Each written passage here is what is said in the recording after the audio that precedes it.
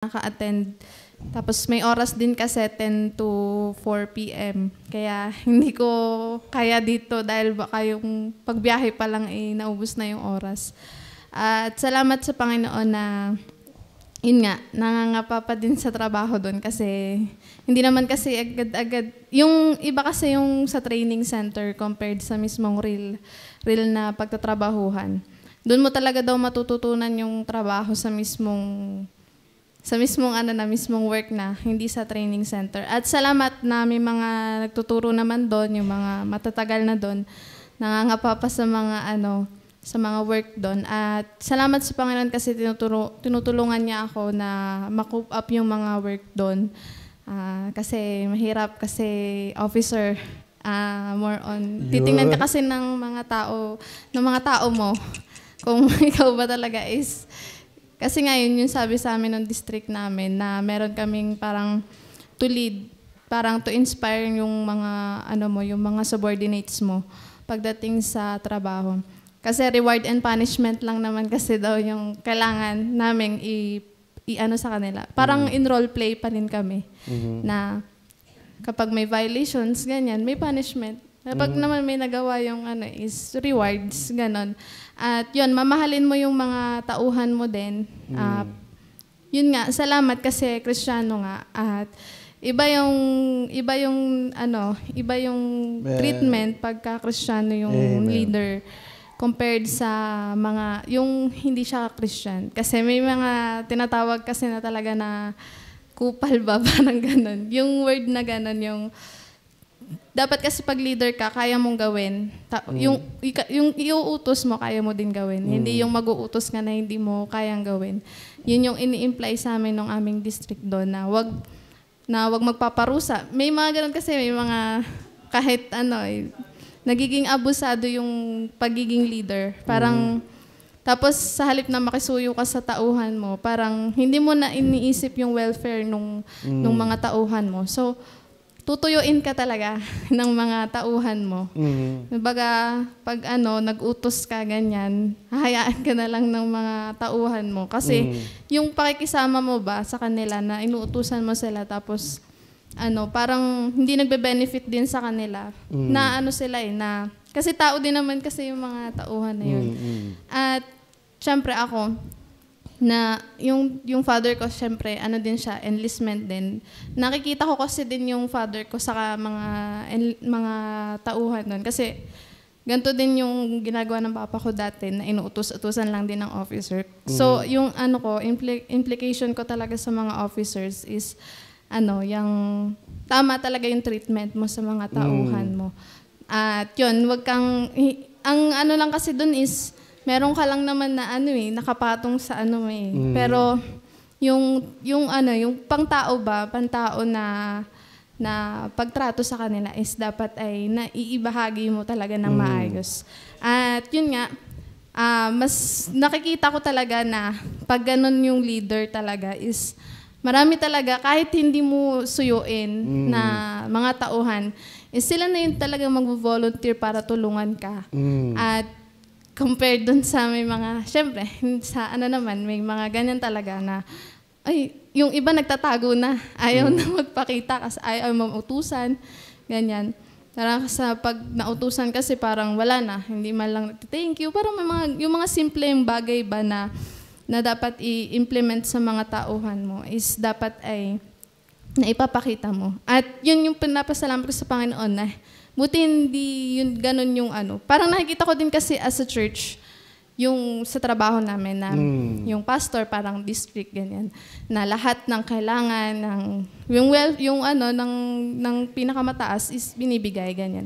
Tapos kami yung mga parang, so kung baga sa workers, yun yung parang kami yung mga officers, parang ganon. Tapos yung mga members, syempre, yun yung mga kabilang doon. At salamat kasi may mga gantong hindi lang siya parang, tawag dito, yung talagang ang sa government, sa leadership, parang din siya, parang align sa church din. Yung way talaga sa pagtatrabaho po. At yun nga, sa experience dito, hindi ako yung nahirapan din kasi po, pag may event doon, may mga committee din po. At na-practice na yun dito sa atin na may mga committee. So ako, na committee ako sa Usherettes. Dati naman, nag-a-usher na talaga ako dito. So yung mga Usherettes, nag-guide ko sila talaga na kasi yung iba talaga na hindi sila marunong talaga mag-ushers. Tapos ako pa yung nagturo sa kanila talaga kung paano mag-usher. Sabi, ganito yung instructions, sundin nyo lang. Tapos inaano ko din sila, chine-check ko lagi kung nakakain na ba sila para hindi sila yung kasi maghapon yung events. Tapos meron basta halo-halo kami ng committee talaga. And salamat kasi may ganon, may committee sa food. Parang kagaya din po dito pag mag-anniversary. Tapos ang ganda ng training na ganon kasi sa mismong event parang sila aligagang-aligaga. Pero ako parang relax lang ako kasi parang alam ko na ganito yung mangyayari, ganito. Mag-secure na kayo dyan ng pagkain nyo kasi baka maubusan kayo. Ginaganyan ko na din yung iba kasi nga sa ganyan, pagka ganyang mga event, may mga talaga. At yan, kami din, mga officers, salamat kasi pinag-host din kasi kami mga events. Salamat kasi magandang practice din nakakaharap dito sa unahan. Hindi ako natatakot humarap sa mga tao din na magsalita, ganyan, kasi na-practice na po talaga dito. Mas maganda na may practice talaga nga. Amen. Kasi kita ko yung iba kong mga classmate na hindi sanay humarap sa unahan na magsasalita, mag-host, magaganyan. At yun yung parang talagang papasalamat ako sa Panginoon na ganito pala yung kakaharapin ko din dito sa labas na may mga ganun palang mga events din. At nakakatuwa, yung iba may mga nako-curious din. Di ba ikaw ay ganito? Opo, baptismo, ganyan. Tapos yung ibang mga officers, ganyan. Tapos sila na, di ba pag Sunday, nasimba kayo, yung mga ganun po nila, nako-curious sila. And pinapaliwanag ko naman po. Tapos pagka nagtatanong, sabi sa akin, nung isang psychology na senior namin, sabi, ang ganda mo yung parang explain daw ng sagot. Parang lagi daw may wisdom. May wisdom. Kasi iba daw talaga yung may knowledge sa wisdom. Sabi niya ganon. At sabi ko, yun po ay din po talaga. Sa Panginoon din po talaga yung... Amen. Sabi kasi tinatanong ako, kung ikaw ay bilang officer, paano ka... Yung ginagawa mong trabaho, parang kanino mo sabi ko, lahat po ng trabaho na ginagawa ko is hindi po para sa akin, kundi para po sa Panginoon. Yun yung sinasabi ko lagi sa Tapos parang natatahimik na lang sila kasi nga iba daw yung hindi siya basta knowledge, wisdom po talaga. At yun yung pinagpapasalamat ko sa Panginoon, na lagi kong pinagpe-pray na sa any decisions na gagawin ko sa work is para sa Kanya. At yung alam ko, parang hindi parang sa akin, kundi para sa Kanya. And nagpe-pray pa rin ako na gamitin ng Panginoon sa trabaho nga po. At makapagpatuloy po. Mahirap po talaga pag wala pong Sunday. Sa totoo lang po, mahirap po pag hindi nakaka-attend sa church. Totoo po yun. And kaya po kami, doon nung na-restrict kami, sabi namin, magpaalam naman tayo para makalabas, para maka-attend sa simbahan. And salamat sa Panginoon na depende din po kasi sa duty yan eh. Sa duty po kasi kami nagpapaalam. So, salamat sa Panginoon kasi hinihipo yung mga nagiging duty na, sige, pag sinasabi namin na, punta lang po kami sa church, ganyan, pumapayag naman po sila. At salamat na, sana nga, nangangapa pa rin po kasi kami ngayon, kaya pag-pray nyo po na sana nga po ay pag Sunday ay hindi ako duty at maka-attend po lagi dito kasi mahalaga po talaga ang araw ng linggo. Iba yung... Kasi po, minsan pag nakikita ko, minsan nga po lang yung hindi ako nakakanood ng live, yung mismong recorded na po yung napapanood ko po. Sabi ko, iba pa rin talaga yung mismong ikaw yung nandito sa church. Kasi tumatawa ka, hindi ka naman naririnig na yung pagka nakikinig ako ng mga pasalamatan, nagre-rebat ako ng hindi ka naman maririnig niyan kahit anong naging reactions mo. So, iba talaga yung interactions pag personal po, na nakikita nyo po, naririnig nyo, at iba yung pakiramdam po, iba yung feeling na Kristiyano yung kausap mo compared po talaga sa hindi Kristiyano. At yun po yung pinagpapasalamat ko sa Panginoon.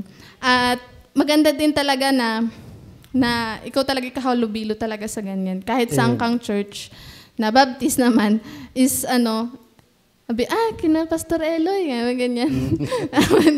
Opo, naaasar-asar lang yan. Ay, okay yun kay Pastor Eloy, mga ganyan.